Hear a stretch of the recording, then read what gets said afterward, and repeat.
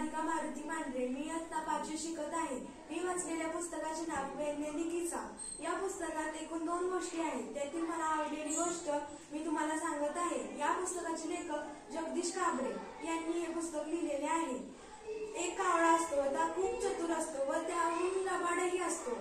त्याच गावात एक कोळी राहत असते. कोळी मासे विकून आपले पोट भरत असत. एके दिवशी ती मासेवाली आपण नेहमीप्रमाणे मासे घेऊन मासे विकायला बसलेले असते. कावळ्याला ते दिसते. कावळ्याला खूप भूक लागलेली असते. कावळा त्याच्या जवळ जाऊन काव करायला लागतो. मासेवाली त्याला आहार घालवण्यासाठी जोरात उठून त्याच्या मागे जाते. तिथे कावळा उडून तिला टोपलीतला एक मासा घेऊन दूर उडत जातो व एका झाडावर जाऊन बसतो. मग मनातच म्हणत असतो की मासेवाली किती वेडी आहे. मी एवढा 2 मिनिटं वरवला तर लगेच ती उठून गेली व मी तोपर्यंत एक मासा उचलून आणला तर माझं पोट भरेल. व तितक्यातच खाली एक कावळ्या कोल्ह्याला ते दिसते व कोल्हा त्याच्या तोंडातला मासा घ्यायचा विचार करत असतो.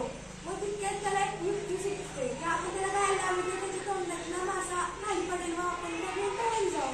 तर त्या कावळा तुम्ही तुमचा आवाज किती सुरेख आहे, मला तुम्ही गाणं लावून दाखवता का?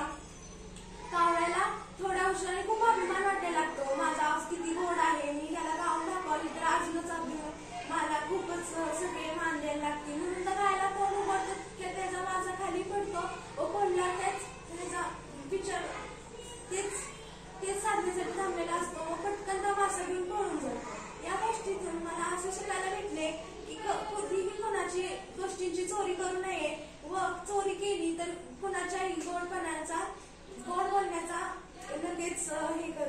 लगेच विश्वास ठेवू नये. कुणाच्याही गोड बोलण्यावर विश्वास ठेवू नये. अतिशय सुंदर तिनं वाचलेल्या पुस्तकाचा अभिप्राय माहिती आपल्याला सांगितलेली आहे आणि आपल्याला त्यातून काय शिकायला मिळालं. तिचं